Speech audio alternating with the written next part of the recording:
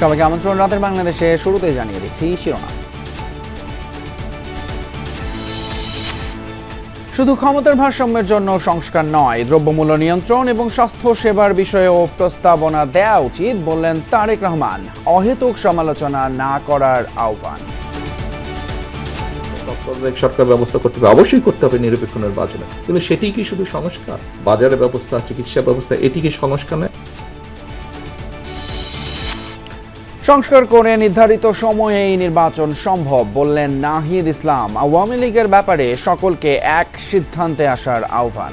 সরকার যে নির্ধারিত সময় দিয়েছে, সেই নির্ধারিত সময়ের মধ্যেই এই সকল কার্যক্রম করে নির্বাচনের দিকে যাওয়া সম্ভব, কিন্তু নির্বাচনের আগে অবশ্যই আইন শৃঙ্খলার পরিস্থিতির উত্তরণ ঘটতে হবে।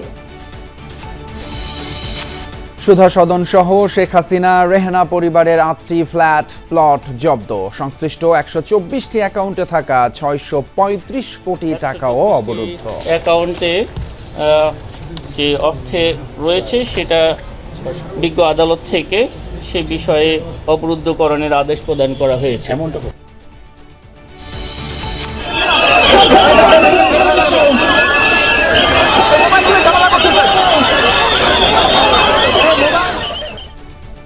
স্বরাষ্ট্র উপদেষ্টার পদত্যাগ দাবিতে বাম সংগঠনের পদযাত্রায় পুলিশের বাধা। ধর্ষণের সর্বোচ্চ শাস্তি মৃত্যুদণ্ডের দাবিতে শাহবাগে শিক্ষার্থীদের অবস্থান। পাকিস্তানের বেলুচিস্তানে যাত্রীবাহী ট্রেনে বিএলএ বিচ্ছিন্নতাবাদীদের হামলা, অন্তত 6 সেনা সদস্য নিহত, শতাধিক যাত্রীকে জিম্মি। স্বাধীনতা দিবসের রাতে প্রথম দ্বিপাক্ষিক সফরে বেইজিং যাবেন ডক্টর ইউনূস। চীনের সাথে সম্পর্ক উন্নয়নকে ইতিবাচক বলছেন 75% বাংলাদেশি। প্রবাসীদের ভোট নিশ্চিতে প্রক্সি সহ 3টি পদ্ধতি নিয়ে এগুচ্ছে নির্বাচন কমিশন। রাজনৈতিক দলগুলোর সাথে আলোচনার পর চূড়ান্ত সিদ্ধান্ত।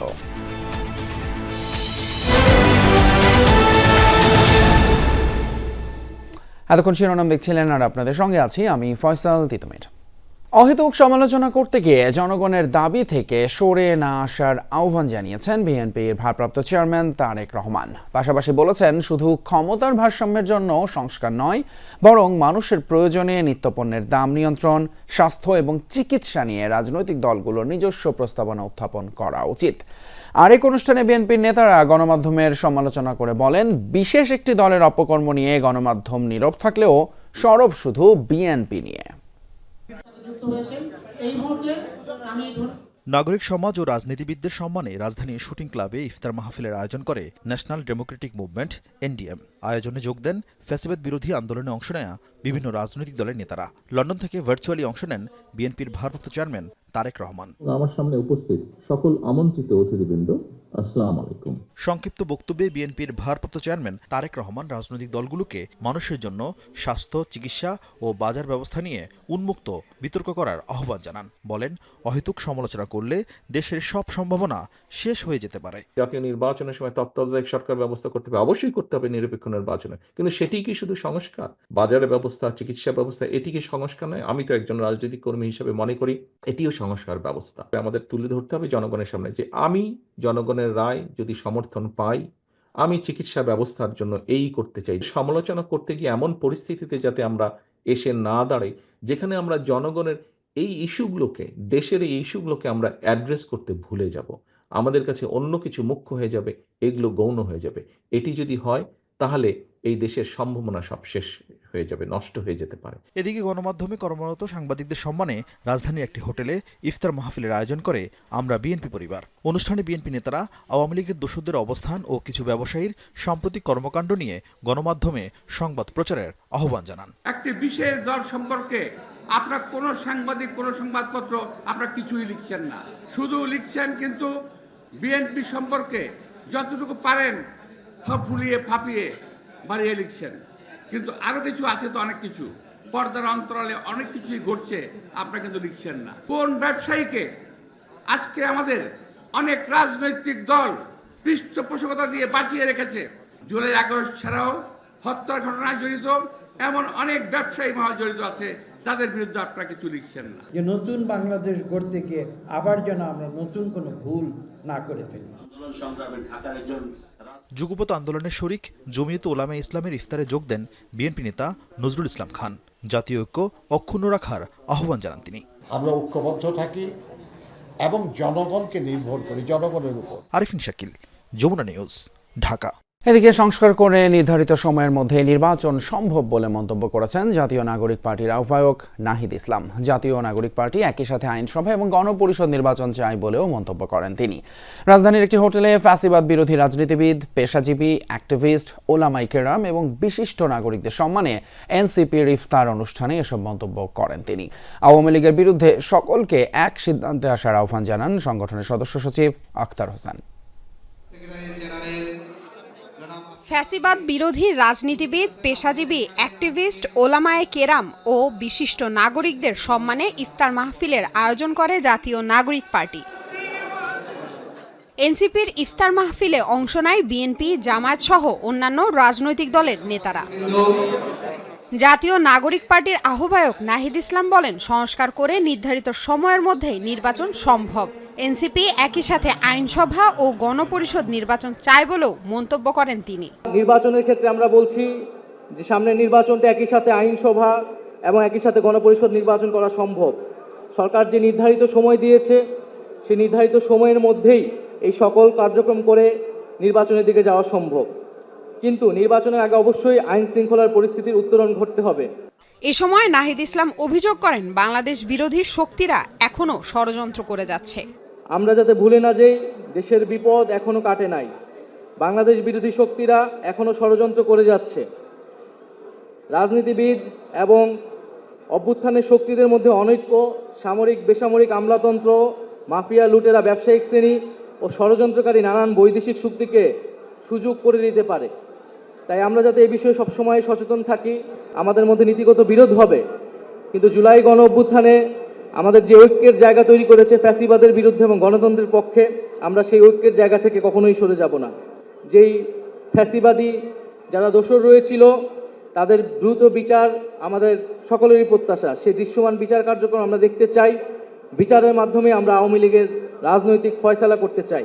আওয়ামী লীগের বিরুদ্ধে সকলকে এক সিদ্ধান্তে আসার আহ্বান জানান নতুন রাজনৈতিক দলের সদস্য সচিব আখতার হোসেন। যারা জুলাই এবং আগস্টের অভ্যুত্থানের সময়কালে নারকীয় নরহত্যা চাপিয়ে দিয়েছে, মানবতা বিরোধী অপরাধ করেছে, সে আওয়ামী লীগের বিরুদ্ধে আজকের এই ইফতার মাহফিলে আসা প্রত্যেক ফ্যাসিবাদ বিরোধী রাজনৈতিক পক্ষকে একমত হয়ে একটি সিদ্ধান্ত গ্রহণ করবার অনুরোধ জানাচ্ছি। অল্প সময়ের মধ্যে সারা দেশে এনসিপির কার্যক্রম শুরু হবে বলেও জানান দলের সদস্য সচিব। লামিয়া তিথি, যমুনা নিউজ, ঢাকা। শেখ হাসিনা ও তার পরিবার এবং স্বার্থ সংশ্লিষ্ট ব্যক্তি এবং প্রতিষ্ঠানের ফ্রিজ করা ১২৪টি ব্যাংক অ্যাকাউন্টে ৬৩৫ কোটি ১৪ লাখ টাকা জব্দ করেছে বাংলাদেশ ফিনান্সিয়াল ইন্টেলিজেন্স ইউনিট। বাজেয়াপ্ত করা হয়েছে সুধা সদন সহ ৮টি ফ্ল্যাট এবং বাড়ি। তালিকায় আছে ১ কোটি ৮০ লাখ টাকা দলিল মূল্যের রাজুকের ৬০ কাঠা প্লটও। ৬টি দেশে সাবেক প্রধানমন্ত্রী শেখ হাসিনা ও তার পরিবারের সদস্যদের নামে বিপুল সম্পদের খোঁজ পাওয়া গেছে বলে সম্প্রতি জানান প্রধান উপদেষ্টার প্রেস সচিব। তিনি জানান, এরই মধ্যে দুটি গোয়েন্দা সংস্থার প্রতিবেদন দুর্নীতি দমন কমিশনে দেওয়া হয়েছে। দুদকের করা সেই অ্যাকাউন্টগুলো অবরুদ্ধ করার আবেদনের প্রেক্ষিতে মঙ্গলবার শেখ হাসিনা, তার ছেলে ও সাবেক তথ্য প্রযুক্তি বিষয়ক উপদেষ্টা সজীব ওয়াজেদ জয়, মেয়ে সাইমা ওয়াজেদ পুতুল ও বোন শেখ রেহানার ১২৪টি ব্যাংক হিসাব অবরুদ্ধ করার আদেশ দেন আদালত। ঢাকা মহানগর জ্যেষ্ঠ বিশেষ জজ মোহাম্মদ জাকির হোসেন এ আদেশ দেন। একই সঙ্গে শেখ হাসিনা, সজীব ওয়াজেদ জয়, সাইমা ওয়াজেদ পুতুল, শেখ রেহানা, শেখ রেহানার ছেলে রাদওয়ান মুজিব সিদ্দিক, শেখ রেহানার মেয়ে টিউলিপ রিজওয়ানা সিদ্দিক ও আজমিনা সিদ্দিকের বিদেশ যাত্রায় নিষেধাজ্ঞা দেন আদালত। পরে দুদক জানায়, যুক্তরাষ্ট্র, যুক্তরাজ্য, সিঙ্গাপুর, হংকং এবং ক্যামন দ্বীপপুঞ্জে হাসিনার পরিবারের সদস্যদের সম্পদের খোঁজ পাওয়া গেছে। ১২৪টি ব্যাংক অ্যাকাউন্টে ৬৩৫ কোটি টাকা পাওয়া গেছে বলেও জানানো হয়। ১২৪টি অ্যাকাউন্ট ফ্রিজের জন্য আবেদন করা হয়েছিল। আমরা কিছুক্ষণ আগে জেনেছি এই ১২৪টি অ্যাকাউন্টে যে অর্থে রয়েছে সেটা বিজ্ঞ আদালত থেকে সে বিষয়ে অবরুদ্ধকরণের আদেশ প্রদান করা হয়েছে। অ্যাকাউন্টের অর্থের বাইরে রাজুকের 1,80,00,000 টাকা মূল্যের 60 কাঠা প্লট পাওয়া গেছে শেখ হাসিনা এবং তার পরিবারের নামে।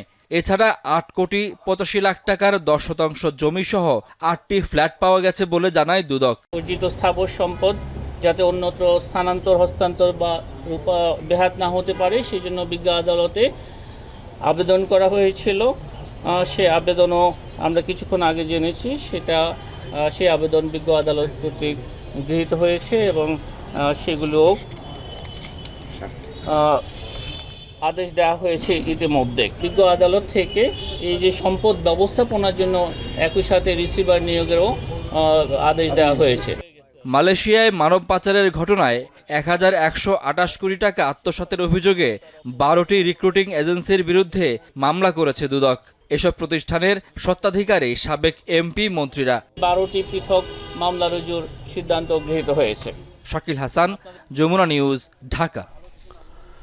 চলতি বছরের মধ্যেই বিদেশে পাচার হওয়া কয়েকশো কোটি ডলার ফিরিয়ে আনা সম্ভব বলে জানিয়েছেন অর্থ উপদেষ্টা ডক্টর সালেহউদ্দিন আহমেদ। বলেন, এই জন্য নতুন অধ্যাদেশ করা হচ্ছে। পাচার হওয়া অর্থ ফেরত আনার ক্ষেত্রে প্রধান উপদেষ্টা বড় সম্পদ বলে জানিয়েছেন নতুন বিশেষ সহকারী ডক্টর আনিসুজ্জামান চৌধুরী। একে তিনি আল্লাহর আশীর্বাদ হিসেবেও মন্তব্য করেছেন। শ্বেতপত্র প্রণয়ন কমিটির তথ্য অনুযায়ী ক্ষমতাচ্যুত আওয়ামী লীগ সরকারের 3 মেয়াদে দেশ থেকে 28 লাখ কোটি টাকা পাচার হয়েছে। অর্থ পাচারের ক্ষেত্রে শীর্ষ 11 ব্যক্তি ও প্রতিষ্ঠানের তালিকাও করেছে এ সংক্রান্ত টাস্ক ফোর্স। এর মধ্যে আছেন সাবেক প্রধানমন্ত্রী শেখ হাসিনা ও তার পরিবারের সদস্যরা। এ অবস্থায় পাচার হওয়া বিপুল পরিমাণ অর্থ ফেরত আনার বিষয়টিকে গুরুত্ব দিচ্ছে অন্তর্বর্তী সরকার, করছে নতুন অধ্যাদেশ। অর্থ উপদেষ্টা জানিয়েছেন, চলতি বছরে কয়েকশো কোটি টাকা ফেরত আনা যাবে। বিশাল অঙ্কের টাকা, সব অঙ্ক টাকা আনতে তাদের আইডেন্টিফাই করে বিভিন্ন দেশে আছে। এইখানে কতগুলো আপনার আইনি পদক্ষেপ আছে, আবার সেই আইনগুলো আবার বৈদেশিক বিদেশের সাথে জড়িত।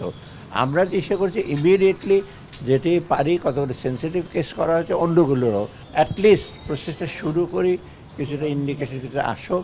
এই জন্য আইনের কিছুটা সংগ্রহ, আইন মানে কি কিছু যে এগ্রিমেন্ট করা বিদেশের সাথে এগুলো করবো, এবং এটা আপনারা নেক্সট মান্থে আরেকটু বেটার জানতে পারবেন। পাচার হওয়া অর্থ ফেরত আনা সম্ভব। এক্ষেত্রে ডক্টর মোহাম্মদ ইউনূসকে বড় সম্পদ মনে করেন বিশেষ সহকারী ডক্টর আনিসুজ্জামান। আমাদের সবচেয়ে বড় অ্যাসেট হচ্ছে আমাদের প্রধান উপদেষ্টা। এটা আমাদের জন্য আমরা মনে করি এটা আল্লাহর একটা বিরাট ব্লেসিং। কারণ যে জায়গায় টাকা গিয়েছে ওরা বেনিফিশিয়ারি, এগুলি আন্তর্জাতিক ল আছে, যেহেতু ওরা বেনিফিশিয়ারি ওরা সহজে ছাড়বে না। কিন্তু প্রফেসর ইউনূস সাহেব আমাদের শ্রদ্ধেয় প্রধান উপদেষ্টা, ওনার সামনে ওনারা নিজেরাই অফার করছেন সহযোগিতার। এটা সেই জন্য আমরা অত্যন্ত দ্রুত কাজ করছি, ইনশাল্লাহ আমরা সফল হব। দায়িত্ব নেয়ার প্রথম দিন অফিস করে তিনি বলেন, অর্থনীতি খুবই ভঙ্গুর অবস্থায় আছে। অন্তর্বর্তী সরকার নামটি বিনিয়োগের ক্ষেত্রে বড় বাধা। আপনি একটা সরকারকে বলছেন ইন্টারিম, এই শব্দটাই তো আপনার জন্য অসুবিধাজনক। সেটা আপনারা চিন্তা করেন। আমি তো রাজনীতিবিদ না, আমি যদি ইনভেস্টার হই, আমি যখন বলবো যে এটা ইন্টারিম, তখন আমি চিন্তা করব এটা কি স্থায়িত্ব আছে, এর পলিসির কি ইয়ে আছে। ডক্টর আনিসুজ্জামান বলেন, ভুয়া তথ্যের ভিত্তিতে এলডিসি উত্তরণের আবেদন করা হয়েছিল। এজন্য মুখ্য সচিবকে প্রধান করে উত্তরণ অগ্রগতি মূল্যায়ন কমিটি করা হয়েছে। পুনর্বিবেচনা করার জন্য কমিটি হয়েছে। আলমগীর স্বপন, যমুনা নিউজ, ঢাকা। ধর্ষণ এবং নিপীড়ন বিরোধী পদযাত্রায় পুলিশের সাথে সংঘর্ষের ঘটনা ঘটেছে। মঙ্গলবার দুপুরে প্রধান উপদেষ্টার বাসভবনে স্মারকলিপি প্রদান করতে গেলে এই সংঘর্ষের ঘটনা ঘটে। এই ঘটনায় পুলিশ সহ আহত হয়েছে অন্তত 10 জন। অন্যদিকে ধর্ষকদের সর্বোচ্চ শাস্তি, মৃত্যুদণ্ড, জনসম্মুখে নিশ্চিত সহ 4 দফা দাবিতে শাহবাগে দিনভর অবস্থান কর্মসূচি পালন করেছে রাজধানীর 30টি কলেজের শিক্ষার্থীরা। 9 দফা দাবিতে ধর্ষণ ও নিপীড়নের বিরুদ্ধে বাংলাদেশ প্ল্যাটফর্মের কর্মসূচি ছিল প্রধান উপদেষ্টার বাসভবনের দিকে পদযাত্রা। ইন্টারকন্টিনেন্টাল হোটেলের সামনে আসলে পদযাত্রাকে বাধা দেয় পুলিশ। এ সময় পুলিশের সাথে বাদানুবাদে জড়িয়ে পড়ে পদযাত্রাকারীরা।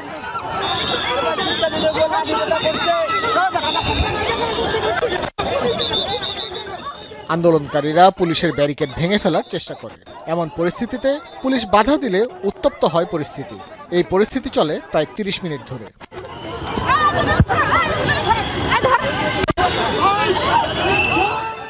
পুরো ঘটনায় পুলিশের অন্তত 8 জন আহত হয় বলে জানানো হয়। আমাদের সাথে ধস্তাধস্তি হচ্ছিল, আমরা কোনোভাবে কিন্তু তাদেরকে আমরা লাঠিচার্জ বা কিছু করার কোনো সুযোগও আমাদের ছিল না, আমরা করিও নাই।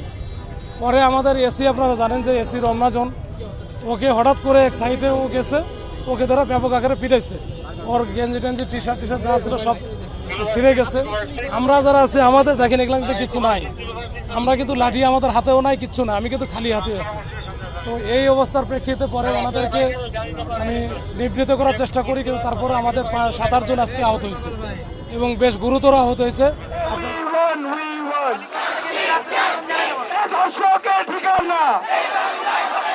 এর আগে ধর্ষণ ও নারী নির্যাতনের প্রতিবাদ ও ধর্ষকদের সর্বোচ্চ শাস্তি নিশ্চিতের দাবিতে শাহবাগে অবস্থান নেয় রাজধানীর 30টি কলেজের শিক্ষার্থীরা। সরকারের দুর্বলতার কারণেই নারীদের জন্য দেশ অনিরাপদ হয়ে উঠছে বলে অভিযোগ করেন তারা। এইখানে মেইনলি একটা মেয়ে যখন রেপড হয় তখন কিন্তু একটা মেয়েটা বেশি শেমফুল হয় একটা রেপিস্টের থেকে। আমরা মেয়েরা তো করেও সেফ না, আমরা বাইরে কিভাবে সেফ থাকবো? এই যে জুলাই অভ্যুত্থান হয়েছে, আমরা তো জুলাই অভ্যুত্থানের রাজপথে নামিনি আজকে দিনটা আসার জন্য।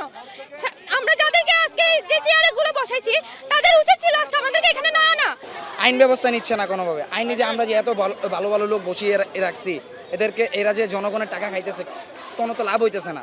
এরা তো বেতনের উপরে বেতন পাইতেছে, কিন্তু কি আমার বোনরা যে আজকে এই ধর্ষণের কারণে যে হসপিটালে আছে, মারা গিয়েছে, এদের তো কোনো বিচার পাইতেছি না আমরা। পৃথক ট্রাইব্যুনালে সকল ধর্ষণের বিচার করার সিদ্ধান্ত বাস্তবায়ন করার দাবি জানান শিক্ষার্থীরা। প্রকাশ্যে জনসম্মুখে ফাঁসি দিতে হবে এবং এটা আমাদের দাবি। একটা মেয়েকে ধর্ষণ করতে একটা দিনও সময় লাগে না, তাহলে সে কিভাবে বললো যে এটার বিচার 90 দিনে হবে? একটা মেয়েকে ধর্ষণ করতে জাস্ট কয়েকটা সময় লাগে, আর সেখানে 90 দিন কেন? আমরা বলতেছি আসিয়ার মতো ছোট ছোট মেয়েরা যদি এখন ধর্ষণ হয়, আমাদের নিরাপত্তা কোথায়? কালকে যে আমরা হব না তার তো কোনো গ্যারান্টি নেই। অবস্থান কর্মসূচি হলেও দুপুর 1টার পর হঠাৎ করেই শাহবাগ মোড় অবরোধ করেন শিক্ষার্থীরা। প্রায় 30 মিনিটের জন্য বন্ধ হয়ে যায় সব যান চলাচল। শাহবাগে ঘোষণা করা হয় শিক্ষার্থীদের নিরাপদ বাংলাদেশের 4 দাবি। আমাদের প্রথম দাবি, ধর্ষকদের শাস্তি প্রকাশ্যে নিশ্চিত করতে হবে, যাতে গোটা বাংলাদেশ একটা দৃষ্টান্ত পায়। ভাস্কর Bhaduri, Jamuna news, Dhaka.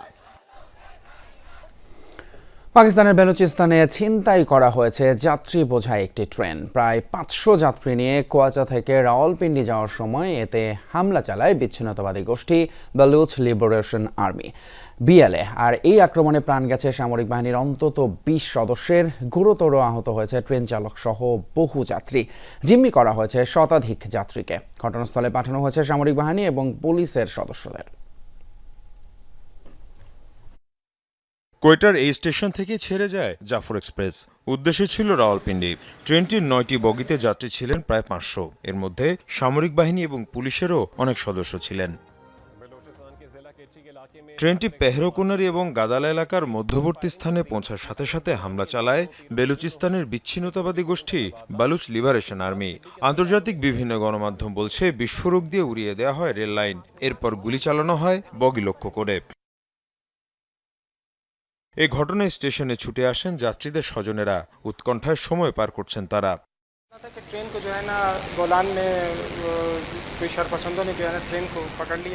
Train hijack করা হয়েছে শুনে এখানে ছুটে এসেছি। ট্রেনটিতে আমার আত্মীয় রয়েছেন, অনেক চেষ্টা করেও তার সাথে যোগাযোগ করতে পারছি না। আমার ভাইয়ের সাথে এক নারী এবং শিশু রয়েছেন, জানি না তাদের কি অবস্থা। ট্রেনটি শতাধিক যাত্রীকে জিম্মি করে বিচ্ছিন্নতাবাদীরা। গোলাগুলিতে প্রাণ গেছে বেশ কয়েকজন সেনা সদস্যের। অভিযান চালানো হলে সব জিম্মিকে হত্যার হুমকিও দেয় BLA।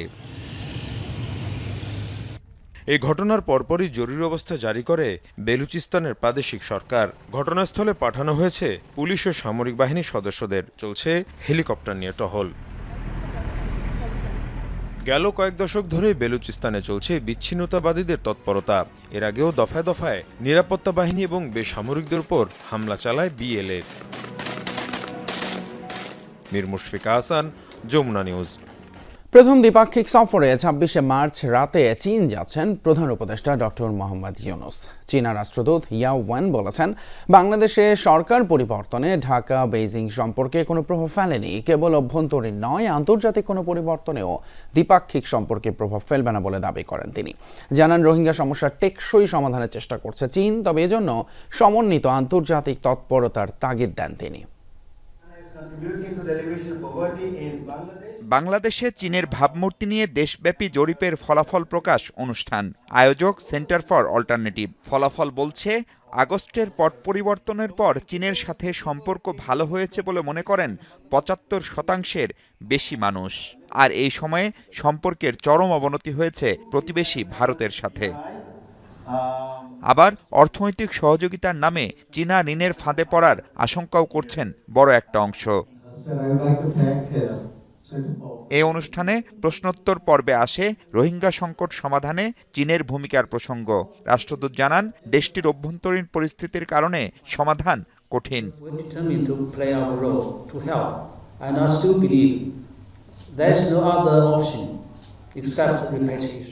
রোহিঙ্গাদের প্রত্যাবাসনই একমাত্র সমাধান। চীন প্রয়োজনীয় সব করবে, এই ইস্যু কখনো বাদ দেবে না। কিন্তু মিয়ানমারের অভ্যন্তরীণ সমস্যার কারণে রোহিঙ্গা সমস্যা সমাধান করা যাচ্ছে না। তবে মিয়ানমারের সমস্যা সমাধানে আমরা সব পক্ষের সাথে কথা বলছি, যাতে একটা রাজনৈতিক সমাধান হয়।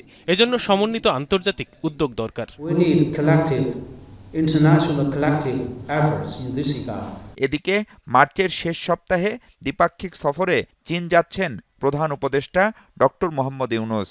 প্রেসিডেন্ট শি জিনপিং এর সাথে বৈঠকে বেশ কিছু চুক্তি ও সমঝোতা স্মারক সই হওয়ার কথা। তবে তা নিয়ে মুখ না খুললেও ঢাকা বেইজিং সম্পর্ক অনন্য ও টেকসই বলে উল্লেখ করেন রাষ্ট্রদূত।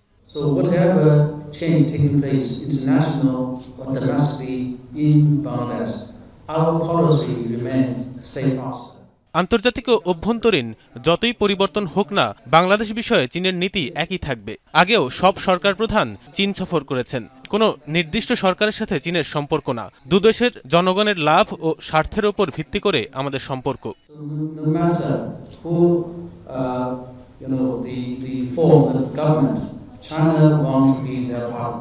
অন্তর্বর্তী সরকার দায়িত্ব নেয়ার পরও বাংলাদেশে চীনা বিনিয়োগ অব্যাহত আছে বলেও জানান ইয়াও ওয়েন।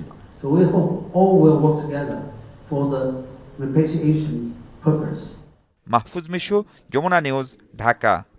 দেশ ইসলামের বিধান অনুযায়ী চলছে না বলেই খুন, ছিনতাই সহ নানান ধরনের অপরাধ বেড়ে চলেছে। দেশের এমন পরিস্থিতিতে ইসলামী শাসন জরুরি বলে মন্তব্য করেছেন জামায়াতে ইসলামের আমির ডক্টর শফিকুর রহমান। বিকেলে রাজধানীর কাফরুলে জামায়াতে ইসলামের ইফতার মাহফিলে এমন মন্তব্য করেন তিনি। জানান, জামায়াতে ইসলাম দেশ থেকে দুর্নীতি ও দুঃশাসন বিদায় করতে চায়। বিগত দিনে বিভিন্ন মতাদর্শের শাসনে দেশে শান্তি ফেরানি উল্লেখ করে তিনি আরও বলেন, বর্তমানে সমাজে সামঞ্জস্যতা, বৈষম্য দূর করতে হবে। দেশে ইসলামের শাসন প্রতিষ্ঠায় সবাইকে ঐক্যবদ্ধ হবার আহ্বানও জানান জামায়াতের আমির। আমরা লড়াই করছি দুটি জিনিস বাংলাদেশ থেকে বিদায় দেওয়ার জন্য। একটি হচ্ছে দুর্নীতি, আরেকটি হচ্ছে দুঃশাসন। এই দুইটা যদি আমরা বিদায় করতে পারি, তাহলে আলহামদুলিল্লাহ কোরআনের আলোকের বাংলাদেশ এদেশের 18 কোটি মানুষের জন্য আল্লাহর নিয়ামত হিসাবে তাদের হাতে ধরা দেবে ইনশাআল্লাহ। এই সংগ্রামের লড়াইয়ে আমরা আপনাদেরকে পাশে চাই, সাথে চাই। সাবেক রাষ্ট্রপতি এবং বিএনপির প্রতিষ্ঠাতা জিয়াউর রহমানের স্বাধীনতা পুরস্কার 2003 বাতিলের সিদ্ধান্ত রহিত করা হয়েছে। মঙ্গলবার মন্ত্রিপরিষদ বিভাগের সংবাদ বিজ্ঞপ্তিতে এই তথ্য জানানো হয়েছে। এর আগে 2016 সালে জিয়াউর রহমানের স্বাধীনতা পুরস্কার প্রত্যাহারের সিদ্ধান্ত নিয়েছিল তৎকালীন আওয়ামী লীগ সরকার। পরে জাতীয় জাদুঘর থেকে তার পুরস্কারের মেডেল এবং সম্মাননাপত্র সরিয়ে ফেলা হয়। আওয়ামী লীগের সরকারের সময় নেয়া এই সংক্রান্ত সিদ্ধান্তের বিষয়ে বিজ্ঞপ্তিতে বলা হয়, শহীদ প্রেসিডেন্ট জিয়াউর রহমানকে 2003 সালে দেয়া স্বাধীনতা পুরস্কার, যেটি মরণোত্তর ছিল, মহামান্য সুপ্রিম কোর্টের যে রায়ের পটভূমিতে 2016 সালে সরকার সেটা বাতিল করে, এই রায়ে তাকে প্রদত্ত স্বাধীনতা পুরস্কার বাতিলের কোনো নির্দেশনা না থাকায় মহান মুক্তিযুদ্ধে তার অসাধারণ অবদান বিবেচনায় তার স্বাধীনতা পুরস্কার বাতিলের এই সিদ্ধান্ত থেকে সরকার সরে এসেছে। প্রবাসীদের ভোট নিশ্চিতে প্রক্সি সহ 3টি পদ্ধতি নিয়ে এগোচ্ছে নির্বাচন কমিশন। পদ্ধতিগুলো নির্ধারণের পর দলগুলোর সাথে ইসি সংলাপ করবে বলে জানিয়েছেন নির্বাচন কমিশনার অবসরপ্রাপ্ত ব্রিগেডিয়ার জেনারেল আবুল ফজল মোহাম্মদ সানাউল্লাহ।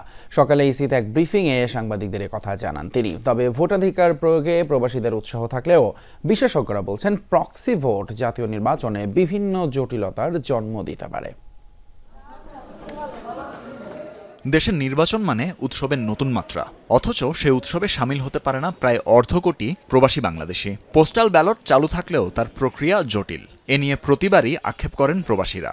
আসছে জাতীয় নির্বাচনে নিজের মত প্রদানের সহজ সুযোগ চান তারা। বেশিরভাগ প্রবাসীরা চাই অন্তর্বর্তীকালীন এই সরকার যত দ্রুত সম্ভব বাংলাদেশে যেন নির্বাচন আয়োজন করা হয়। প্রবাসীদের একটি স্পষ্ট অবস্থান হলো আমরা সংস্কার ছাড়া কোনো নির্বাচনকে স্বীকৃতি দিতে চাই না। নির্বাচন নিয়ে সাধারণ প্রবাসীদের ভিতরে একটি ধারণা বিরাজমান, সেটি হচ্ছে তারা সকলেই নির্বাচন চায় এবং সঠিক সময়ের মধ্যে তারা নির্বাচন চায়। প্রবাসীদের ভোটের ব্যাপারে সকালে নির্বাচন ভবনে সাংবাদিকদের সাথে কথা বলেন কমিশনার মোহাম্মদ সানাউল্লাহ। এ সময় পোস্টাল ব্যালট সিস্টেমকে একটি অচল পদ্ধতি বলে মন্তব্য করেন তিনি। বলেন, প্রবাসীদের ভোটাধিকার নিশ্চিত করতে প্রক্সি ভোটের কথা ভাবছে কমিশন। মাত্র 433টি ভোট দেখেছি গত জাতীয় সংসদ নির্বাচনে, যেটা পোস্টাল ব্যালটের মাধ্যমে কাস্ট করা হয়েছে।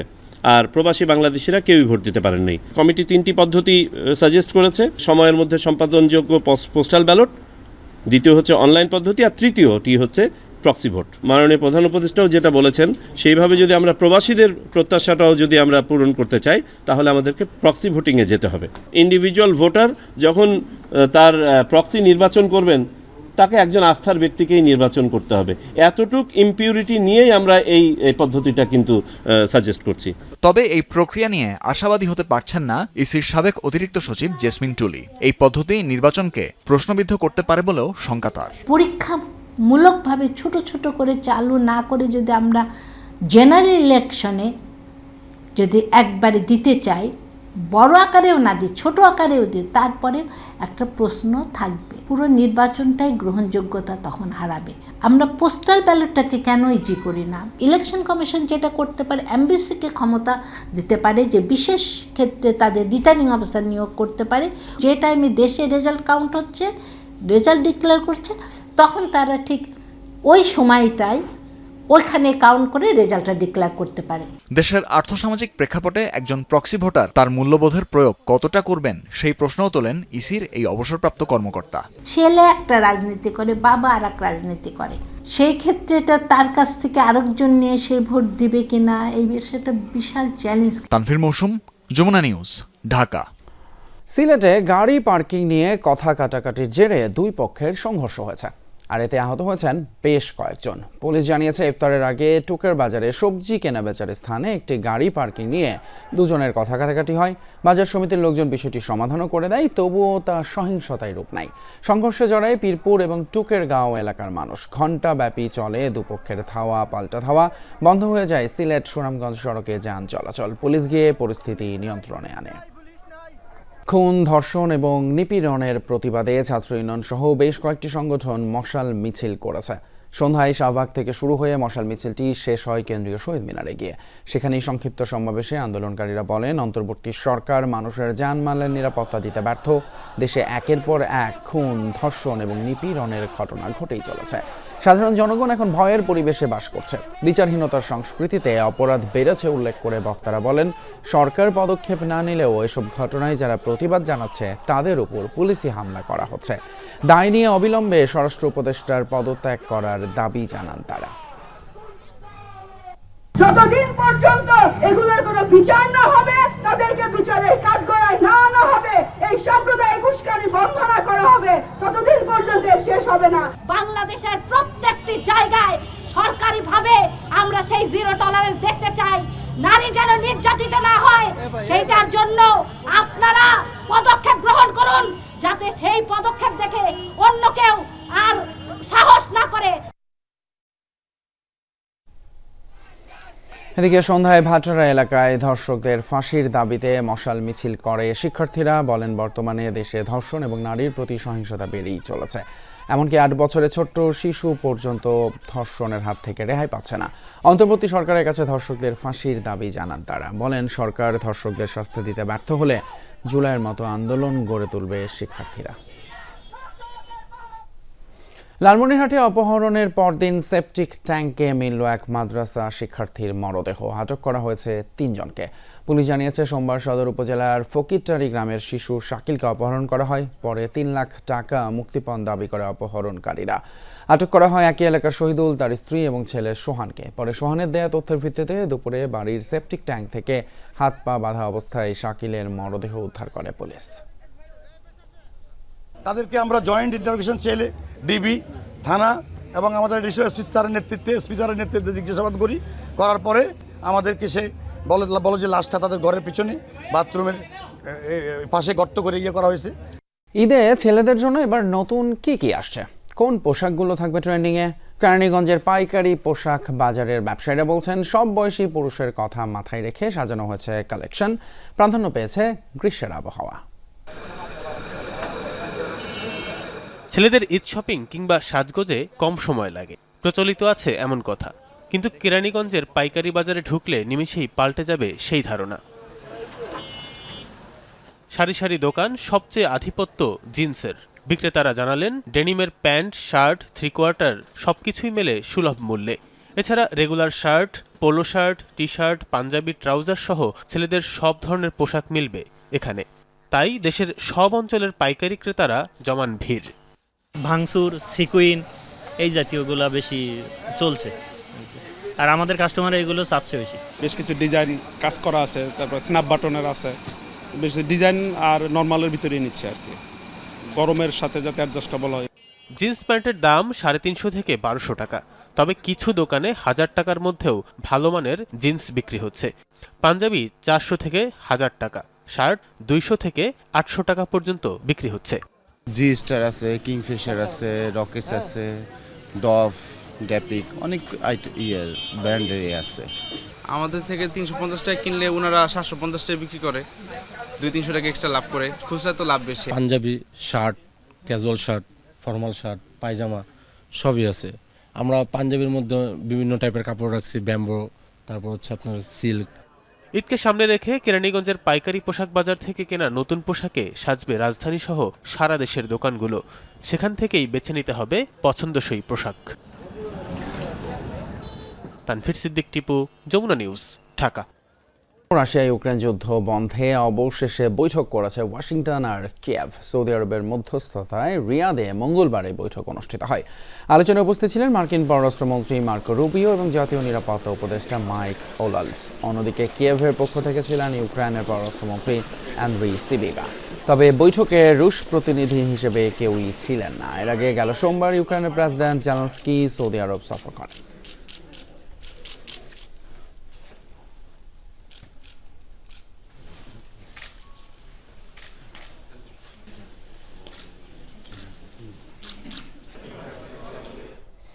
এ ছিল রাতের বাংলাদেশে আমাদের এখনকার আয়োজন। এতক্ষণ সাথে থাকার জন্য ধন্যবাদ আপনাদের সবাইকে।